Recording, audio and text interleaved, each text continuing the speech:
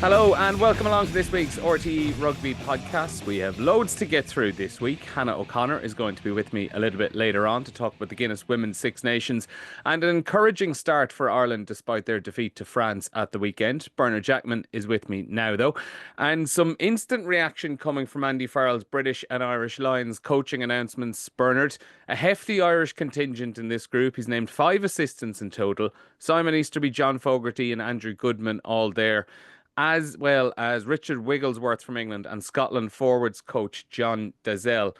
A lot of green on that board, Bernard. Yeah, and obviously if you add in Nusafora, Alan Waters and Vinnie Hammond as well, I think Farrell has always been someone that puts a huge stock in people he's worked with before. Obviously, he would have played with and worked with Wigglesworth in Saracens. I don't think he's worked with John Dalziel, but I think everyone else he has experience of, and yeah, it's great for everyone who's been announced. Obviously, from an IRFU point of view, it does ask the question of what's happened this summer. You'd imagine Paul O'Connell would lead up that tour, and they'll go to the likes of Sean O'Brien and Prendergast and maybe Mark Sexton, who were involved for the A game in Bristol there against England A. But huge Irish contingent, and particularly how I suppose the competition went. I'd say a lot of English players will feel, our English rugby fans will feel maybe they got a bit of a raw deal there, but it's the prerogative of the head coach, I suppose, to put a team together that he believes will help win a series. And it would probably lead you to believe as well that we're still going to see a pretty large Irish contingent playing wise on it, because it would have been assumed at the start of the Six Nations, then maybe towards the tail end of the championship, we were starting to wonder, would some of those English players be getting maybe a couple of those 50-50 calls just with the way the form book was going. But as you mentioned, Andy Farrell seems to be someone who puts a lot of stock into the people he has worked with before and the experience he's had with people before. It probably would make you believe that there is still going to be a hefty Irish contingent playing wise on that group as well. Yeah, I think so. And I think a lot of those Irish players will have extra big games to bounce back into form. With obviously the majority of them being Leinster based, and obviously you're expecting them to go a little bit deeper in Europe. So I would think he'll be loyal to them. It's just now a case of getting yourself forward to be a test player, and you could argue that the more management that are there that are Irish, the harder it is to pick a lot of Irish players as well. But he'll manage this. He'll manage this well. It's a great testament to the coaches that are on it. But as I said, if we don't get that summer tour right, we may regret it.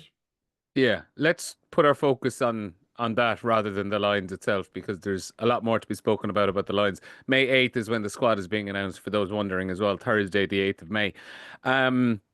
As you mentioned, so the knock-on effect for having such a large Irish coaching representation in this Lions is it leaves the Irish coaching team a little bit short. At the moment, it's just Paul O'Connell and Johnny Sexton, who's effectively a part-time coach with Ireland at the moment. You obviously mentioned Mark Sexton, Mike Prendergast, Sean O'Brien, who all work together on the Ireland A staff as well. You'd imagine some or all of them will probably be coming up into the Irish senior setup for the summer games against Georgia and Portugal. The RFU confirmed actually just this morning to us that they'll have an update on what that Irish coaching team is going to look like next week. So we still have a few days to kind of rumble and rumor around what it's likely to be. But also as well, an interesting one, I suppose, with John Fogarty gone as well. There's going to probably need to be another name taken out of that as well to work with the forwards and specifically the scrum. Like who's that most likely to be? Are we looking at Seamus Toomey, who's the performance pathway coach? I saw you had it on your article on RT.ie. I think Toomey would probably be the most likely. It's if you've created a position where you have a backup to John Fogarty in the system, working with the young front rowers in the pathway, working with the under-20s players, and I think it would give that position and him, more credibility, more exposure by being involved on a summer tour, particularly because there's going to be a lot of young front rowers on that, you would say, or front rowers just a little bit below that top end, who've been exposed to Fogarty. So, like, I don't know, like, will Beelum go on that tour? Are they going to? I'll be fascinated to see how radical it is. Like, do they say for someone like Beelum, who's played a lot in the Six Nations, obviously who's the other side of 30, who's having a good season, is he better off having a season off? Sorry, a longer off season. So that's going to be interesting. I think Toomey must be there because if you look at who's doing the scrum, obviously in Munster, I think Sean Cronin is doing it at the moment. Collie Tucker is obviously in Connacht, so maybe that'd be an opportunity for him. Jimmy Duffy does it up in Ulster, and Rob McBride does it in Leinster. So all of those are good coaches. I just think it makes more sense from a alignment point of view if Toomey was certainly a strong candidate for that. Certainly will be. You brought up a good point there actually as well about just what the actual squad makeup would be for Ireland. And I know we're maybe getting a little bit ahead of ourselves there, but you mentioned Beelum as an example, who I'd say he might has a good shot of being in with actually getting a line selection himself, obviously. But just as an example of a player, maybe there is a core of those players who might be up around the 30 or 30 plus mark, and for those who don't get selected by the Lions, might actually be benefiting from having a little bit of a rest for a summer after what's been a busy couple of years off the back of a World Cup and a trip to South Africa. Might not be the worst thing in the world just to save the batteries and the legs that who knows, maybe down the other end of their career could add another 12 months on. Yeah, I think so. Look, I think the big thing now is, I think obviously we're 2 years out from a World Cup. We need to be quite aggressive in terms of finding more depth. And it's just that balance between obviously having enough experience where, you can have a good scrum, for example, in Georgia, with Beelum there, obviously you feel a lot more comfortable. But if he's on the Lions tour, but also like how many players can you expose to another step up in level under someone like O'Connell, you would imagine. Because So that when ultimately, Farrell comes back from that Lions tour, hopefully we have 4 or 5 more players who are ready to come into that November squad and play active roles and push on towards next year's Six Nations. I think that's the key. yeah, and there's a real balancing act to be struck there, because as we kind of, on one hand, as we said, you might like the idea of giving some players a summer off, but the flip side is you don't want this tour of Georgia and Portugal to become an emerging Ireland tour. You No. do actually want a core of senior internationals in there who are the fellas setting the standards on a daily basis, and the fellas who are stepping up maybe more into leadership roles that they mightn't have had in years previous. Whereas you don't really just want this to be a group of 21, 22-year-olds going away for the summer and not really getting much out of it. And that's, you've the balance on the playing side of things as well. But I think you kind of hinted at it last week towards the end of our podcast when we were talking about these potential Lions appointments, that on the face of it, Andy Farrell becoming Lions coach was a really, really good thing for Ireland, where you're going into that environment and you're able to pick the minds of some of the best coaches and players around the game, and see how that maybe alters your opinion of your own team and how you can develop your own team. But now that it's looking like a very heavily weighted Irish team, what does that take away, or does it dilute from what Ireland are getting themselves this summer and what they might be getting out the back of the tour as well? Yeah, I think it's a fascinating one. I am very much in favor of him being the Lions head coach. I think it was perfect to keep him motivated. He's been with us since obviously after the England World Cup. So he's been here a long time. So for his own, I suppose, energy mentally, I thought was good.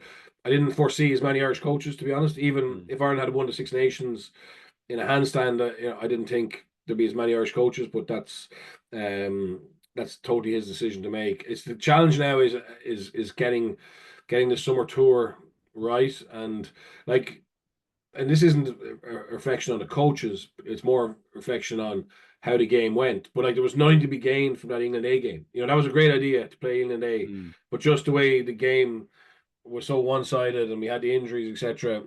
I think it wasn't a great opportunity for anybody to put their case forward. And I'm not saying that will happen in the summer tour, but you do need a certain amount of solidity there to be able to let other people, no, let the youngsters come in. I suppose have the best possible chance of showing what they can do. And you could even argue the Merging Ireland, because it's a bit chaotic in terms of selection for it, and the opposition are so poor, that's not really an amazing place. Obviously, you can impress a coach, but it's not close to Test rugby really. And I think Georgia and look what Georgia have done in the European, the second tier of the Six Nations, obviously hammering teams. Portugal, we saw them at the World Cup, that they have the capacity to be competitive. So this tour isn't a gimme. So we're obviously going to have to get that balance right. But I think Paulie will probably lead us. There's lots of good coaches in Ireland. It's just, I suppose, it's just making sure that there's enough there that they play like Ireland, and then, but likewise, that we don't miss an opportunity to try and test some players that are on Farrell's radar. He's a very good selector. Like he can spot talent, and he can spot people who have the capacity to step up. And I'd be fascinated to see like who he's seen. And it might be players who've had a lot of game time or players who've had limited game time. But I think that's what we're hoping for. I'm certainly hoping that his knack of finding talent will help us kind of short term get some new blood into that team. And you, at the start, we were talking about who becoming coaching the scrum, for example, in the summer, and getting, we obviously mentioned front rows will be a position that will be getting exposure as well. And just when you mentioned Georgia, that'll be a fine education for young lads in the summer. Yeah, look, we saw the value of experience front rows against inexperienced front rows at the end of the Bulls game on Saturday night. It's it is an amazingly difficult place to Did go you as a play? Did you young play in front five. Portugal, or did you play in Georgia in your career? No, I didn't, but I had a few in Grenoble, and a few props, and they just live for it. They live for it, and they're good at it. They're very good at Mm. it. But as a yeah, and Conor McPhillips, actually, the ex-Connacht winger, is now the attack coach for Georgia, working with Richard Cochrane. I would chat to him quite a bit, and they're trying to evolve how they play. But at its core, it's that set piece is what they're built for. So that will be a test, but yeah, it's a great opportunity as well. It's a great opportunity for Irish players to step up in a hostile environment. Which is remind me the name of the Georgian prop you had in Grenoble, who's with Toulon now at the moment, Yeah, or was Becky Gigashvili. Yeah, Gigashvili. yeah, That's yeah, it. yeah. Yeah, We yeah, signed yeah. him. We signed him from a club called Chambéry, but he wasn't ready. He only started playing rugby at 19. He was in the army. So we signed him and left him playing Chambéry, which is about an hour away, but because he needed to learn rugby. But the deal was he would come and scrum with us on a Tuesday, every Tuesday, to get scrummaging in, and it was soul destroying. See him destroy our own pack, our starting pack, who were going out to play like Toulouse and Clermont, and we tried to buy him off Chambéry then, but they wouldn't release him. Yeah, and then he came to us, and then they sold him to Toulon later on, and yeah, he's a great bit of stuff. Loves it, yeah, loves it. Yeah, quality player. Let's move on then to this week's games and the big match, Connacht against Munster. That'll be our kind of main focus on the podcast this week. Um, Obviously not ideal from a Connacht point of view without Pete Wilkins again this weekend. He's on sick leave at the moment. Cully Tucker leading the coaching group. I just like, obviously, best wishes to Pete and all that, and he needs to take the time out that he needs to take out. But it's not an ideal situation for what has been a week everyone in Connacht Rugby has been looking forward to for such a long time. Yeah, look, it's tough on Pete, and obviously Collie Tucker has got a lot of experience there over the last couple of years, come through the academy, and he'll pull it all together the best he can. I expect Connacht to perform.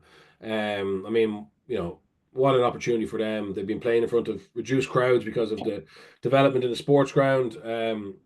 This is something completely novel and new, and there's a huge hype about it, and even I saw that Kevin McStay in yesterday, the Mayo manager, talking to him about about what MacHale Park means to people from Mayo, but I met some people from Donegal a couple of weeks ago. They've never been to a rugby match. Never been to a rugby match of any description. I haven't been to see Letterkenny, anybody, but they're going down. They're going down because it's not that far from them, and they want to see what it's like. So, um, it's going to be an unbelievable atmosphere. Just unfortunately, a couple of years ago, I got um, a lot of negative criticism because I said things weren't great in the Munster camp, and a lot of fans felt I wasn't telling the truth, and I think it later proves that things weren't as settled as maybe it needs to be or you'd like to be, and unfortunately for Connacht, there's been quite a bit of talk from players around just not everything being perfect at the moment, and that's normal. That's normal. It'd be the other way around. It'd be surprising if it was the other way around when Hmm. I suppose results aren't where you want to be and you're not in the Champions Cup, etc. So it'll just be interesting how Connacht finish this season. Obviously, from a positive point of view, they've got some great young players, homegrown, most of them, who are starting to get game time. But this is a huge match for them in terms of their and for Munster. This is massive. This is an 8 pointer, and unfortunately, both teams are going into it probably showing a lot of frailties from a defensive point of view. Um, Connacht obviously a little bit worse, but and in fairness, I have to say both teams are set up to attack. They've got both got an attacking mindset, and that can And we often, saw that when they played in round one, yeah, and that was an absolute belter of a game. yeah. And Connacht could have won that. You Should know, have. should have won it. Yeah, Connacht should have won that, and it was a great game to watch. But I think you'd like those into pros to be. I'd like them to be a little bit more competitive in terms Mhm. of having to work harder for your scores. And I think Leamy and Scott Fardy this week will be hoping their teams shore up some of those defensive deficiencies that have really hurt them, I think, over the course of the season. Yeah. Now I suppose the obvious uh, slight counter, I suppose, to it is that in terms of personnel, both teams are going to be a good deal stronger than they would have Oh been in yeah, recent weeks. Obviously, Connacht have their four main internationals back: Keane Prendergast, along with Bundy, Mac Hansen, and Finlay Bealham, and then Munster have their international core back as well. Not to mention Craig Casey available after injury, Jean Klein back available after injury as well, and Tacker Abrahams who's returned to full training.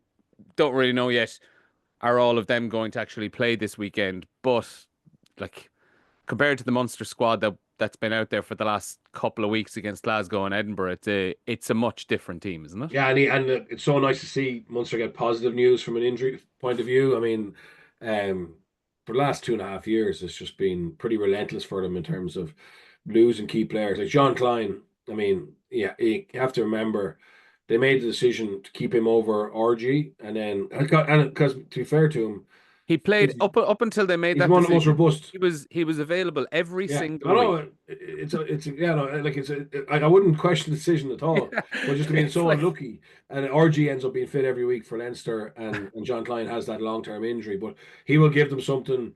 Obviously Casey, Takir Abrahams is exactly the type of player that obviously will thrive in the way Munster play on transition.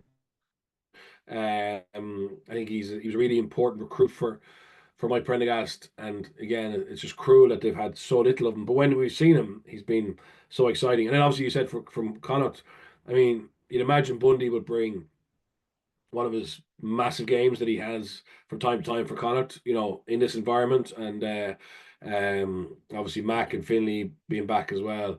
Yeah, it's going to be a great game. I'm lucky enough to be down there. I can't wait for it. yeah, I'm the same. I'm going down Saturday, Saturday afternoon kickoff. Really looking forward to it.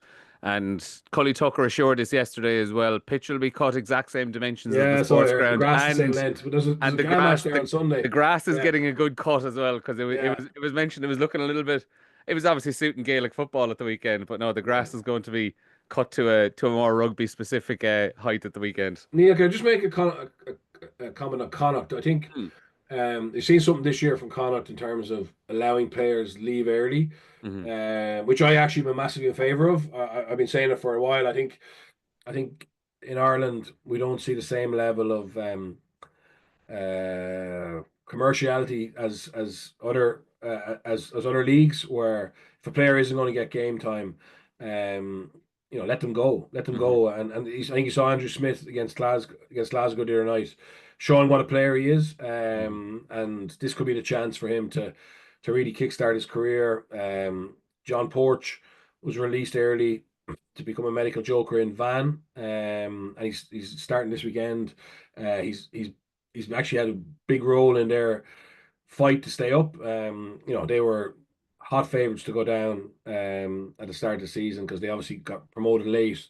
It's not a traditionally big club, and they've actually been battling away pretty well. And there's some big fish down the bottom of the table who are looking over their shoulder. So again, if John Porch can keep Van up, potentially he's found an employer for next year, or he may stay in France. And then obviously, I think it was yesterday morning, Adam McBurney, the hooker, has gone to Romania to Hmm. Bucharest, which we don't. I can't remember an Irish player um, go play there professionally. But again, what an experience! Unfortunately, in the Dragons in Grenoble, we played some Romanian teams in the Challenge Cup, and the league there it's tough. A load of Tongans, an Right. unbelievable. Each club has about 5 or 6 Tongans, and they're good. They're good, and yeah, it's a tough league, but what an unbelievable experience for him. But I think that's the reality is for players like Porch or McBurnley to be available now will give Yeah. them a head start. I'll give them a head start because the market in June will be incredibly tough, and if they can go there and impress, Smith the same thing. Sometimes it's a kickstart players need to start their career. Porch is a little bit different. He was a great servant to Connacht, but I admire that. I like that rather than just basically um, stock keeping a load of players that you're not going to play. Yeah. Although I will say it is just on John Porch specifically, it's a pity he never got a send off in Galway because like for the last whatever 5 6 years that he's been at the province, he has been an absolutely brilliant servant, and up until 18 months ago or so was a key part of that team. Yeah, Neil, I agree with you, but trust me, from talking to players, they'd way prefer to have a contract Yeah. in July than get a jersey on the pitch in June. Yeah. That's the difference. It is like I'm sure the Connacht faithful would love an opportunity, and hopefully they will. Hopefully, be back in the sports ground with another team Hmm. in the future. But no, I just to give credit for that, and I think again, it's something that maybe there are a few. I know there's cost cutting measures. Um, being pushed across nearly all aspects of Irish rugby. It may be a way we can help balance the books, but also give people opportunities to play more. Yeah, absolutely. Also, one other Connacht specific point, actually, just because we spoke about him last week as one of the players that could really kick on and get an opportunity with Ireland this summer, and we specifically said Shane Bolton, if he can just stay Yeah, fit, if he can just stay fit, and look, it's not a serious injury. Collie Tucker said yesterday, it's a sprained foot. He's not going to be out for long, but it's just another little hiccup along the road I know it's where so played so frustrating well at for the him. weekend as well. Yeah, so it's very frustrating for him. He is a guy that you would say has test match capacity Yeah, or ability. that ceiling. Hopefully, as you said, the soundings are it's not too serious, and hopefully he can get back for this run in for Connacht. Specifically on Munster then, and we mentioned the internationals coming back and Casey and Klein as well. Interesting to see Clayton McMillan has been over this week as well to kick the tires, have a look around, shake some hands. I'm sure as well he's been sitting down to have a little chat and a quiet cup of coffee with Jack Crowley. Yeah, absolutely. Look, it'd be great to see that sorted. It's gone quiet, hasn't it? Yeah. Where the week of the Italian game, it was all urgent and it was all topic of conversation, and it's gone a little bit dead. I think Leicester, Leicester, a little bit of uncertainty around who the coach is next year. They're trying to get Paul Gustard out of Stade Francais. Stade Francais want a transfer fee for him, and obviously he'll want, or the new head coach will want to have a say in a recruit in such an important position. So, but you'd imagine there's a lot of conversation happening from a Munster point of view, and even Andy Farrell and David Humphreys need to be across that as well. But it'd be nice to see that sorted. I I really hope he doesn't leave Irish rugby. I think it'd be an awful shame. I'd be shocked if he did, but until the papers signed, everything is up in the air. Absolutely, yeah. On Glasgow's defeat to Munster last weekend, God, at times a brilliant team to watch, but geez, at times they are a frustrating team to Yeah. watch as well. It was tough. It was tough seeing those last 10 minutes in Glasgow because there had been so much good stuff for a large chunk of that game, particularly in response to how poor the Edinburgh match had been a few weeks earlier. But again, it's like it's a small little thing, but we've spoken a lot about the line out and how Alex Codling came in and really put some manners onto that line out for a few months. But obviously he's back with the Mm. Ireland women's team at the moment. I think Tommy O'Donnell is kind of stepping in, doing a lot of line out work with Munster at the moment. But there just seems, I said it on Friday night, there just seems to be a moment in almost every game, even if the line out is working for the most part all right in a match, that there just seems to be one in every game where it looks like the players met each other 5 minutes beforehand and it's just a complete mess. And there was one 5, 6 minutes Yeah. from the end against Glasgow. They from that pressure they end up pinned back into their own 2022, and that's where the try comes to ultimately win the game for Glasgow.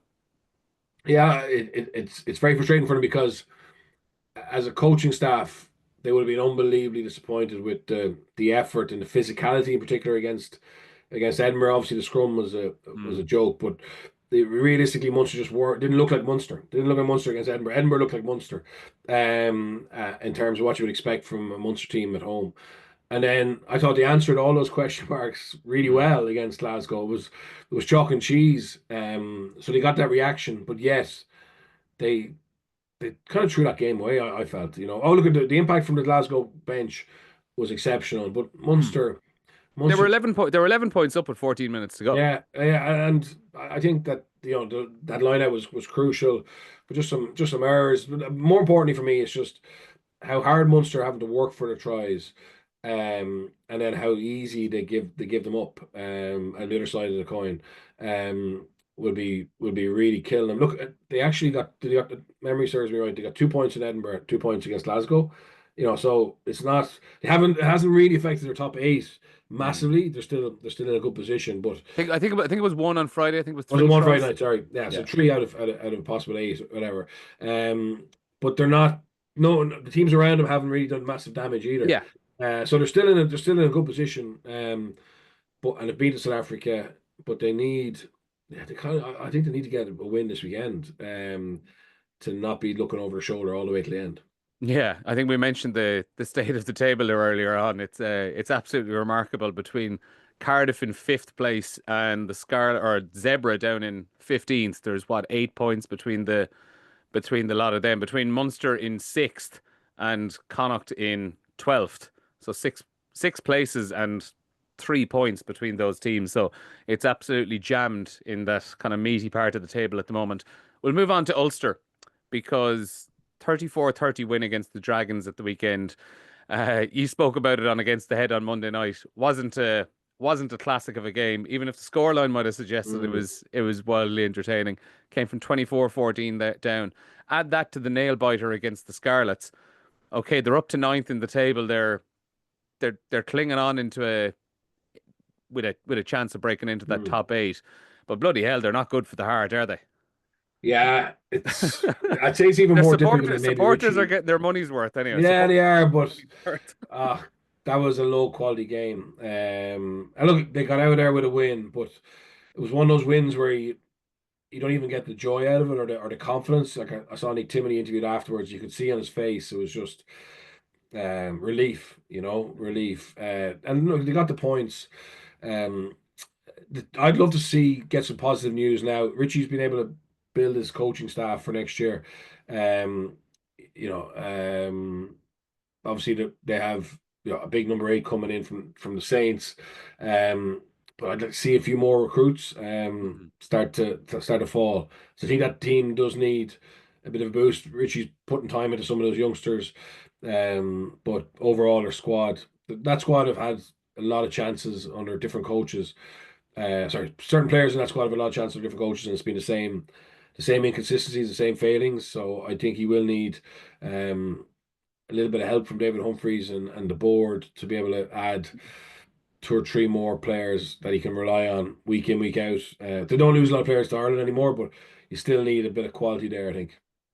Um, it's not a new signing, but potentially the boost of the same effect, the same sort of boost. Brilliant to see Robert Baloucoune is Mm. available to come back this week. Hasn't played a minute yet this season because of a really bad, I think it's a calf injury he's been struggling with. Hasn't played since April of last year, and for someone that maybe 2, 3 years ago would have been knocking around an extended part of that Ireland squad, has kind of become the forgotten man just because out of sight, out of mind a little bit. Like if you're talking about getting the boost of a new signing, having him coming back in, and if he still has that same, I suppose that same kind of that same step, that same speed, it's a very, very important player to have back available coming into the close end of the season. Yeah, massively. And over the last 12 months, we've seen the importance of pace. Even having one real wheelman in your team can actually change a huge amount, and he is that, or has been that. So that is a huge boost, not just for Ulster, potentially for Ireland over the next Hmm. couple of years if he continues to develop the other parts of his game. Look at Um, we last week and the last couple of weeks we've been talking about the need yeah, for speed. yeah, and he is the most obvious one who's been exposed to a higher level and um has looked like he has something a little bit different. So that's a huge boost to Ulster. I just don't see enough quality around him though to be Hmm. in the Champions Cup next year at the moment. But they'll be hoping to build on that. Stormers are a very wild and loose team as well, but they got a good win at the weekend, and they don't really have any more jokers to play. They need to get a win this weekend, so that's going to be a good game up in Ravenhill. It will, yeah. And I suppose you obviously mentioned you're not sure will they have enough to get into the Champions Cup. We've kind of said it as well earlier in earlier podcasts. Are they probably better off maybe being in the Challenge Cup next season if they are Yeah, on a little bit of a rebuild? I know financially, obviously, it can be it'll be a very, very frustrating one, but in terms of competitiveness and building a squad, it mightn't be the worst thing in the world. yeah, I think so. And you look at the hidings they took in Europe, earlier on Bordeaux and Toulouse, like that can have an effect. It can still be you can have muscle memory and psychologically scarring that can lead to performances like the weekend against Dragons. I thought Richie did really well to kind of manage it then, but it can last the whole season. Just being part of a team where you're completely underpowered. You're completely Hmm. underpowered. So I would say I wouldn't see any reason. Obviously, long term they need to be back in the Champions Cup, but another year in the Challenge Cup um, might not be the worst thing for them. And then Leinster to round things off. Don't worry, Leinster fans. We will talk a good bit more about you next week ahead of the Champions Cup last 16. But beaten 21-20 by the Bulls, cracking game really. Like it was a really really high end URC game. On to Durban this weekend to play the Sharks. But as he pointed out on Against the Head, it was just a little bit of naivety in how they tried to close out that game. Yeah, no, it was. Did a lot. I liked a lot of how they played. Mm, But unfortunately for them, when they had obviously those HIAs, which obviously unsettled them, and then they had to go to the bench and like stuff on Stevie Smith. Like he's a converted back rower. He's going to be a yeah. phenomenal player. He's still learning his trade as a hooker. He's on with Clarkson. He's on with Soroka. Deeney was on and the Bulls sub front row. In fairness to them, like they'd all be highly sought after in the top 14 or Yeah. any league in the world. And just the Bulls actually realized their way back into the game was scrum maul. They tried to play and they just wasn't happening for them. And obviously, I think Leinster, Leo said after the match, there's a long way to come for a losing bonus point. And they'd be gutted if they didn't close it out, particularly when Ross Byrne kicked them ahead with a couple minutes to go. But I just think the way they tried to manage that last 40 seconds, it just wasn't very street smart, and like it's understandable. You have a lot of youngsters in the team there, but the problem now is I think players have come back from some of their players are going to be involved against Quins have flown back. Mhm. Obviously Keane's gone out. That's a boost, but the reality is, yeah, they're going to be weaker this week against the Sharks. Now the Sharks are far from perfect. I mean, Zebra could be genuinely feel gutted it didn't Yeah. beat them. So and that was in Durban. So I don't think the Sharks are like they're not Stade Toulousain or anyone, but just given the fact that Leinster are going to be very young, I think in places it'll be hard for Zebra, to be fair to them. This group of Zebra players have a bit of a run of form. Last point on Leinster, a couple of contracts yesterday. Sam Prendergast, obviously, which would to be expected. Looks like it's a player a national interest deal as well, so getting a little bit of a top up on top of what Leinster will be offering. But one that jumped out as well, just to finish up, Alex Usanov gone up into a senior contract for next season, still yet to make his debut, and I suppose was a really, really important player for the under-20s last year. Played, I think, all 3 games for emerging Ireland in South Africa. Ended up being a late call-up after Jordan Duggan had to pull out. Either still 19 or just gone 20 years old. Had pretty much missed all of this year's under-26 nations due to injury. And I think maybe Ireland's fortunes might have been a little bit better in that championship had he been available. But he's a player to be watching out for over the next year or two. Yeah, really good talent. Ulster, I think, wanted him, which probably forced Leinster into maybe being a bit more aggressive in terms of the contract they offered him. But yeah, you got to lock down players of his potential. They've got, obviously, we've seen Clarkson come through, we've seen Jack Boyle come through, we've seen Gus McCarthy come through. I think Usanov and Niall Smith, who's injured at the moment, who's still in their 20s, hopefully back for the Junior World Cup. Andrew Sparrow is a tight head as well. There's some young front rows in that academy system there that have a lot of potential, and it's well merited for Usanov. Obviously with Keane retiring, there was a spot there, and obviously we know the Porter and plays a lot of international rugby and doesn't always get to play for Leinster. So he probably get game time before the end of the season. I would hope, if he's back fit, if he's fit, and next year could get a lot of game time. Yeah, be really interesting to see how he gets on there. Bernard, that's been brilliant. As I said, we've more to come on the podcast. Hannah O'Connor is going to be joining me in just a couple of moments to talk about the Guinness Women's Six Nations. Bernard, speak to you soon. Thanks, Neil. Now, turning our attention to the Guinness Women's Six Nations, Ireland beaten 27-15 by France in the opening game in Belfast on Saturday. England, meanwhile, saw off Italy 38-5 in York, and Scotland edged past Wales 24-21 in Edinburgh. Hannah O'Connor is back with me again this week. Hannah, how are you doing? I am good, Neil, and yourself? I'm very good. I was in Belfast on Saturday. It was a very, very strange feeling after the game, just after full time at Kingspan Stadium. Real frustration, obviously, around how it was a missed opportunity. It was a game that really could have been won. Some people might even say should have been won.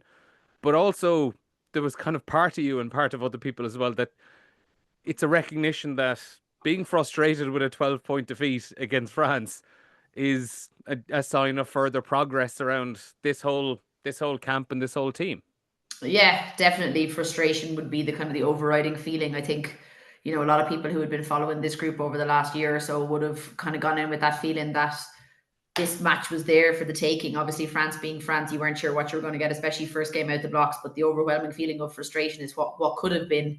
It wouldn't have been a steal by any stretch if Ireland were to, at least get something from that game. But I think even with the losing bonus point, they still would have had that feeling of frustration because, as you said there, had the chances. You're talking, last 10 minutes or so of the game, it's 15-17, or when that kick, it could have been, 15-17 and it swings. Then all of a sudden when you go down the other end of the pitch to 25 kind of, or 15-20 rather, swing in France's favour. So it's those little bits that the game hinges on. But yeah, frustration, definitely. But it's nice to be there at that stage of feeling that we should have beaten France at home. So yeah, and I think you even hit on a point there as well, as there's obviously frustration at losing the game and frustration at not picking up a losing bonus point. I still think is there as well, just with the way that less than 15 minutes to go, obviously they scored their try with 13-14 minutes to go, but coming into the last 10 minutes, it's a 2-point game. And if you're judging it off where the momentum had been for the previous 30 minutes, like I was sitting there in Kingspan Stadium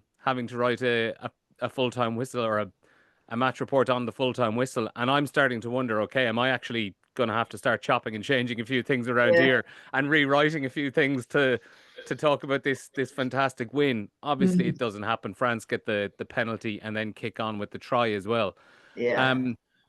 I found it really important as well that, and I would say there's a real awareness there, and Scott even said it himself, a real awareness that, like, to not be the noble losers and not be happy with that tag. Yeah.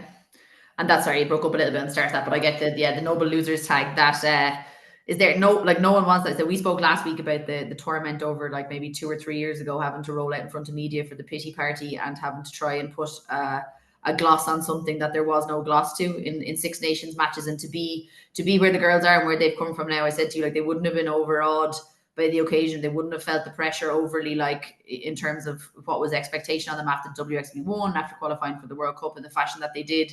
They will be frustrated with that, and they won't want to say, but, like, look how well you've done and how far you've come. It's a case of the fine margins, which I'm sure we'll go into talk about. If you look at some of the stats in this game and you were to hide some of the others, you would say Ireland are winning this game. They're getting that quick ruck ball. They're playing in territory. They're playing in the right areas of the pitch. They're getting set piece, ticking for them, all the right things. And then there's some of those key areas, like a few errant kicks and kicks off the tee, which your Dana's bread and butter every day of the week. You put your house on her, just don't go. And all of a sudden the game swings in the favour of France. And as I said, a scoreline that ultimately flatters them in the end, unfortunately for us. Yeah, completely flattered them. And it's important to say as well to find the line between frustration and deflation, because while they were all really, really frustrated after the game, I would imagine, though, coming into a Sunday game, so maybe would it be yesterday on a Monday evening or a Sunday when they were coming back into camp, whenever it was, I can't imagine any of them were walking back in, heads hanging down, feeling sorry for themselves. I'd say, by the time 24 hours goes past, I'd say there was a lot of looking back on the game, realizing where the good things were and starting to get really pumped up for Italy this weekend. 100%. Like, as I said, I know we spoke about it last week. They wouldn't have looked past France in the start of this. You just don't. The nature of the blocks of the games come. France are your big target. They're the first game up. But yeah, as you said, rolling back into, I think they even assembled yesterday for some of it. That review and the preview would already start that early into the week.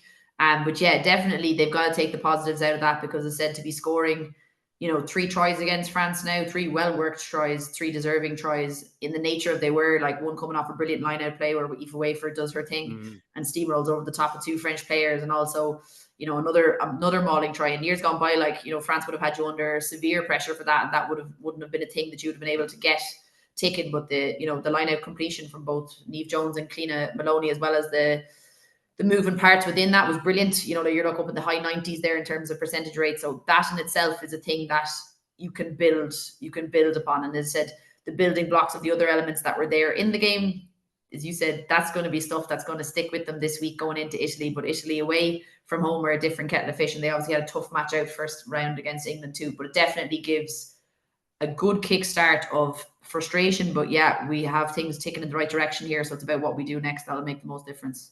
And I think importantly as well, there's a realization there that if these two teams are to be meeting potentially in a World Cup quarterfinal, which could be on the cards, that there won't be a hint of any fear in that Irish team going in, because while they didn't win at the weekend, they now know they are capable of beating them.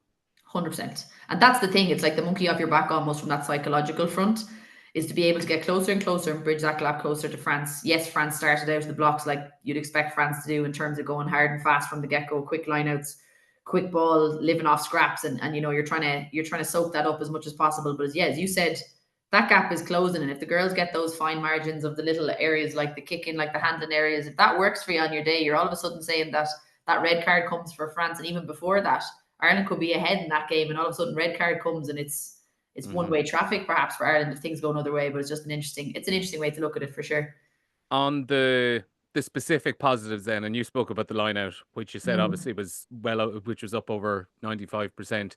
To put that into context, I think is even more important, because 2024 Six Nations, the Ireland line out ran at 61%.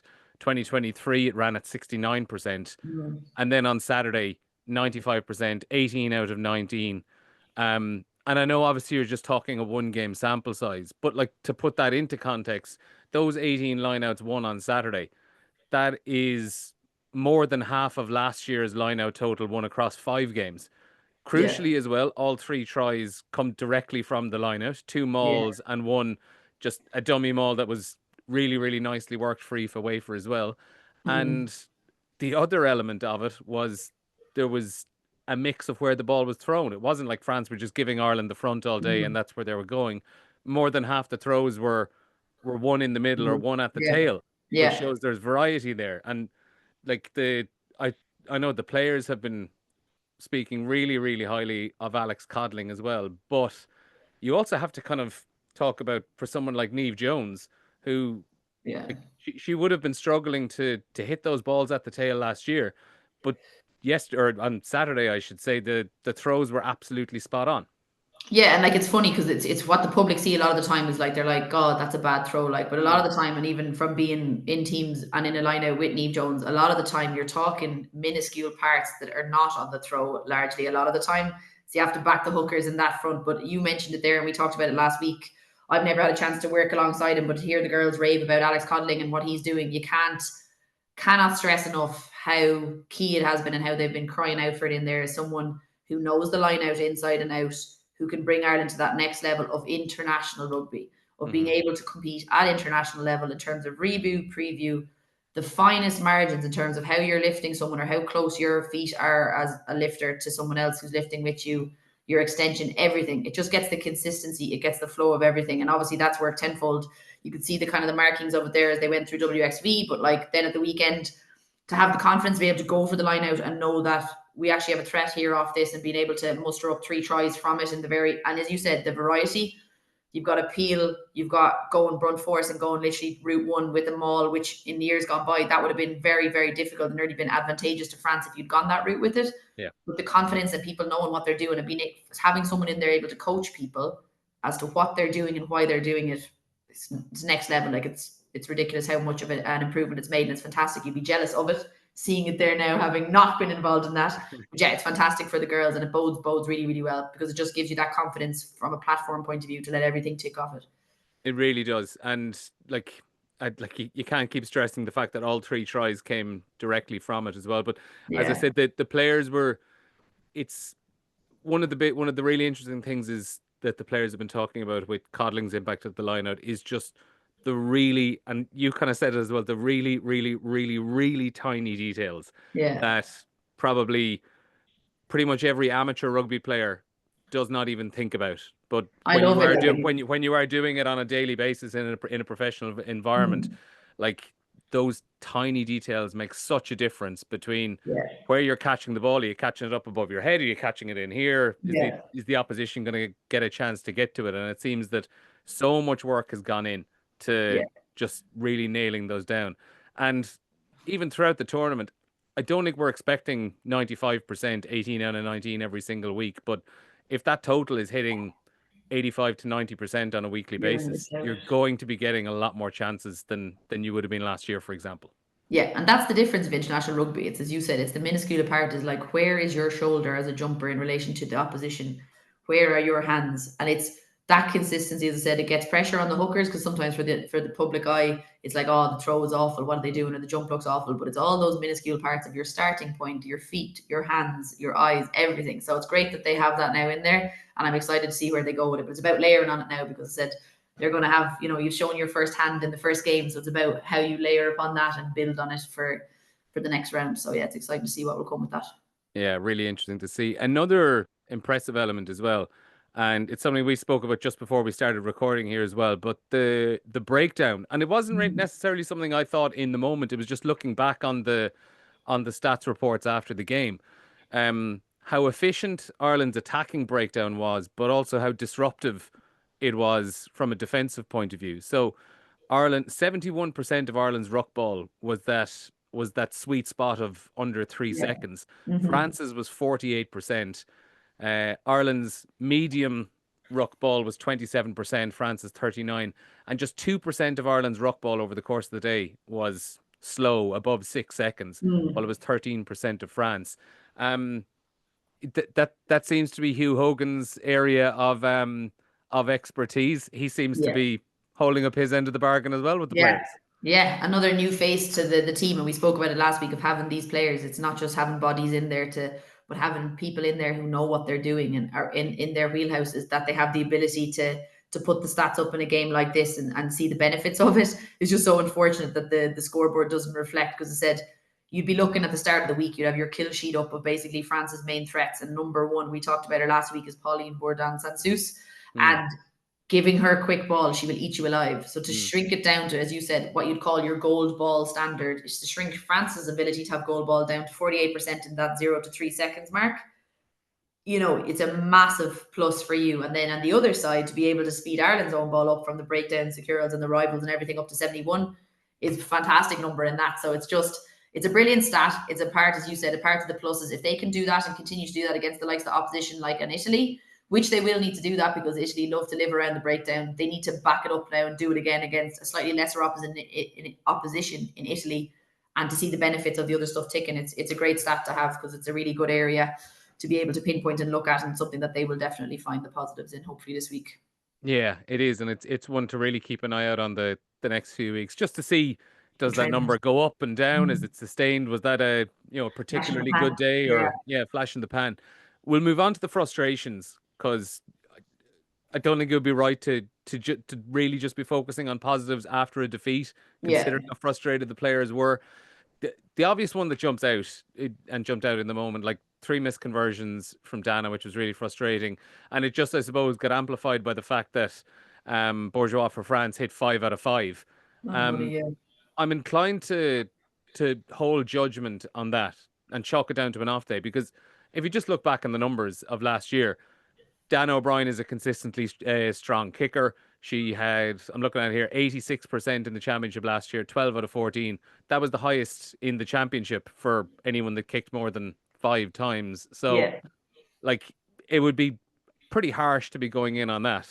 Yeah, it's as you said, it's harsh to go in on it. It's something you have to look at, because in the overall picture of the game, it's a big swing.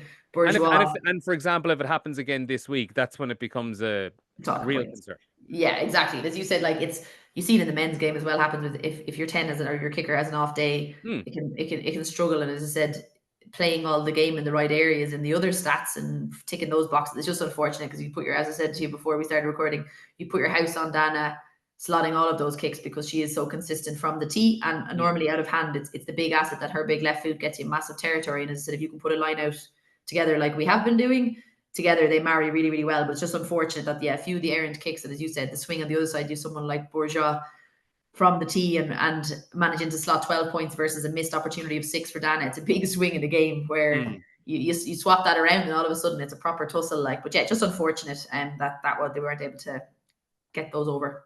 Yeah, it was the kicking out of hand probably that cost them more than the kicking off the tee, because, like, while we're talking about all 3 of Ireland's tries coming off line-out ball, all 3 of France's tries come from kicks going out on the full. And where it gets equally frustrating then is a lot of the good Irish play was coming from kicking long, keeping the ball on the pitch, either getting a good chase up or forcing France to kick deep back to them. And they had players like Stacey Flood and Amy Lee running back and getting a territorial advantage off the back of it. It was just those errant ones, in those 2 in the first half, where they're slowly building the pressure off the back of them, and then the one late on from Enya. I suppose just going away from what the good tactical kicking was earlier on in the game. Yeah, that's the thing. And it's a bit of that energy zapper. It's an energy zapper for the crowd, and it's an energy zapper for the pack, where everyone's stuck in the middle of the kick tennis, and then you're all of a sudden, it's such a deflation thing to be strolling all the way back down to where the kick came from. And, that's rare, in the sense that the girls are, well familiar with kicking, as you said, like both Enya Breen, Stacey Flood and Dana. Like, it's unusual that you'd have all 3 kind of making similar kind of mess ups from hand with the kicks, or from the tee in Dana's case. But yeah, just one of those things in terms of the execution of those kicks. It's really frustrating to be looking at it. As you said, hopefully if like an off day on Saturday, and it's something that, is fixed up, and it kind of just, I think the more it goes on in a game, the more it gets into your head. So there's probably an element of it there too. But yeah, as you said, it's just extra frustrating that France's tries came off them being able to get those easy ins or easy outs, as was the case in some cases, to live in the match and get a foothold in it, perhaps against the grain, in some ways as well. And it's funny, like, the other frustrating element of the game was, it's mad, like we're talking at the top of the podcast about how Ireland could or even should have won the match. Yeah. They're 14-0 down after, a quarter of an hour or so, and slow off the blocks, so many errors in terms of handling and stuff like that. It did look like for that first quarter of the game that they were really, really slow out of the traps. That I suppose maybe, and it was something we spoke about last week, the Celtic Challenge, how much of a challenge, for want of a better word, was that actually going to provide to them up to the Six Nations Championship? But they did look slow out of the blocks and were kind of, I suppose, becoming a little bit anxious when France were very, very quick off the line. There were a lot of kind of passes maybe flung towards players that weren't ready. And Yeah. credit to them, they did actually settle into that. But you could see it early on in the game that there was just a franticness about them.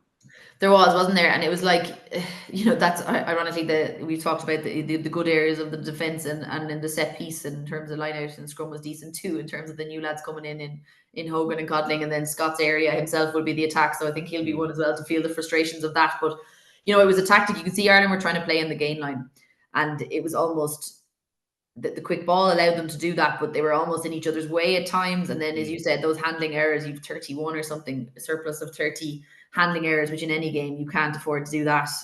We saw France live off scraps of a loose ball popping out of a turnover ruck for Ireland that just popped out on their side, and then they'll live with that. But as you said, they would have known France would have come out of the blocks really quick. That's a staple of France's: come out of the blocks hard, fast, see what they can get. And as you said, 14-0 up nearly in as many minutes, you're like, oh, this isn't a great start. But credit to the girls, like they kind of regained a bit of composure to get themselves back into it, work themselves back up the pitch, get the good score. It was just very frustrating that those handling errors, to truck your way up the pitch, go through the phases, get into the right zones of play, and then for someone to knock it on, or for there to be a forced pass, or just uncharacteristic things. And as you said, you have to, I suppose, look at the Celtic Challenge. I'm arguing obviously last week that AIL, high standard of AIL matches between the top 4 or top 5 clubs, where girls are getting to play, arguably more competitive matches if you put everybody who's available in terms of the international, like they do in the Prem in England. You put everybody in the mix who's able to play, go back and play for their club. You strengthen the AIL and the homegrown game in a big year for Irish rugby, and you keep it on our shores, and you let everybody play, big matches against each other. And there's obviously arguments for both. But perhaps the lack of competitive standard within the Celtic Challenge, did play a part in it, but you'll never know, I guess. But obviously I would love to have it where the matches were as competitive, as you could be to that international level within the club game. But wishful thinking probably a little bit. Absolutely. Looking ahead then to Italy this Sunday afternoon, it's really hard to actually kind of get a gauge on Italy, because they were down considerably at halftime against England on Sunday in York, and were kind of blown apart at various stages in it. But then the flip side is held England scoreless for almost all of the second half. So depending, if you only watched one half of that match, depending on which one, you'd have a fairly different read on what Ireland are getting this weekend. Exactly. And like similar to ourselves, Italy probably more so would have known what they were up against in that round 1 match. But as you said, to game of 2 halves, certainly, England arguably have, some elements of their second string team, but you can't really say that for England either, because they've absolutely stacked in terms of the abundance of riches that they have. But similar to ourselves, England came out bang bang. We're up 2 tries within as many minutes, and then I think I probably saw more disallowed tried in that game than actually tries scored between the back and forth for the poor ref to go to the TMO camera. She was getting her steps in, going back and forth to the opposite end of the pitch. But the second half shows that if you give Italy a sniff, and this was the girls found out last year, we found out last year in RTÉ, if you give Italy a sniff to live in a game, they will stay in it, and they will have threats of their own. Like, their back 3 are electric, and you have the likes of Beatrice Rigoni as well in the centre to pull the strings. If the girls don't capitalise on, as we mentioned, all of those good points of quick ruck ball, Italy love to live around the ruck, and they will make an absolute mess of it for you if you let them come near it. So if the girls don't, scaffold what they've done and put together the handling errors, if they can marry it all together, I think they'll be in for a really, really good day. You can see that they will get some really free-flowing rugby and get the confidence up to maintain that composure. But it's Italy away in Parma, and they're a different beast there, and they will be eyeballing no more than Ireland probably are. This game is their first home game in front of a big, loud crowd, probably under the bit of the Italian heat as well to add to things. But it'll be a different kettle of fish, but I think Ireland can have it. largely their own way, but only if they can marry all the elements that we've talked about together and get it ticking on the day. It is. And like, as much as we said, the Ireland players will be coming back into camp this week, really, really energized by what happened at the weekend.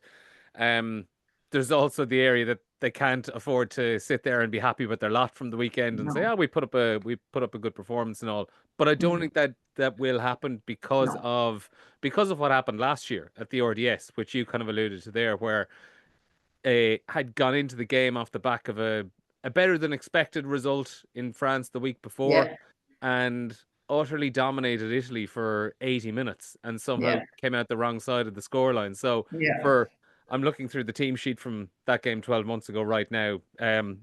A large portion of that squad from last year are going to be there again this weekend. That's going to be fresh in the memory.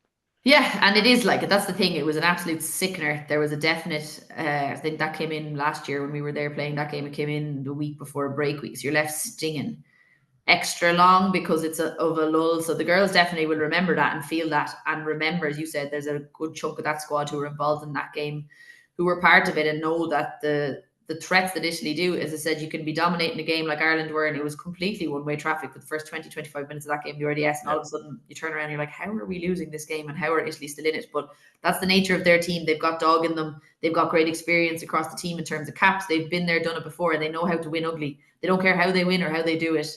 They can have halves, like you said, against England, where they are absolutely, driven backwards in every element of it, and they're, giving away penalties left, right, and centre. But then if they get it together at all, and they're still within breathing distance of you, you're in for a tough day. So Ireland will definitely be remembering that for sure. But again, it goes down to, I wonder what selection we'll be doing.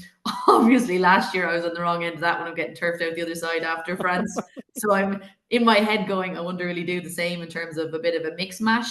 He did allude to in one of his interviews, Scott, about there's people within camp who are very, very good players who are going to be itching for their chance over the next few weeks. So obviously from a competitive environment, that will be very much in the forefront of the girls' minds as they head into camp in the HPC this week, as to who's next up for the jersey, who gets to keep their jersey, and is there people that will be getting a bit of a shuffle around. So he's not afraid to do it anyway, as he showed last year. So it'll be interesting from a selection point of view as well. Yeah, it certainly will. And it'll be another couple of days before we get a sense that that team is announced on Friday. It'll be Thursday before we get to see them media-wise and kind of get to put a few questions to them. But it didn't look like there were any major injuries coming in off the back of the weekend. So should have a pretty full hand to choose from. And as we would have heard recently enough as well, like the likes of Bavian Parsons to come back in later on in the championship as well. Yeah. Before we finish up, then give us a verdict for Sunday. Is it going to be a first win of the championship for Ireland? Yeah, I'm going to say if they can get the pieces ticking of just composure. I think composure and execution and that handling. I think the rest of it, they'll show that they know from WXB1 you have to back it up. And I think they've started well in terms of set piece, and that gives you a massive foothold into any game. So layer it up with the handling, and I think we're on for a. I'm gonna try it out there. I'm gonna say bonus point win. Well, I got a bang on my match preview at the weekend. I went for France by 12 when I Did you wrote say that on that? Saturday. I did, absolutely. You say it on here with me. I didn't say it with you, but what are you saying, Ireland? By repeat it. I'm gonna say bonus point win. Bonus point win. Fair play. Well, let's hope for that. Hannah O'Connor, it's been brilliant having you on, as always. A reminder, plenty of rugby coming your way on RTÉ this week. Sharks against Leinster in the BKT United Rugby Championship, Saturday from 4:45 on RTÉ2 and RTÉ Player. You can also watch Wales against England in the Women's Six Nations on the RTÉ Player from 4:35 p.m. on Saturday. And live radio commentary, RTÉ Radio 1, Sunday Sport for Italy against Ireland in the Women's Six Nations. And we'll be doing a live blog as well on the RTÉ News app. We'll speak to you again soon.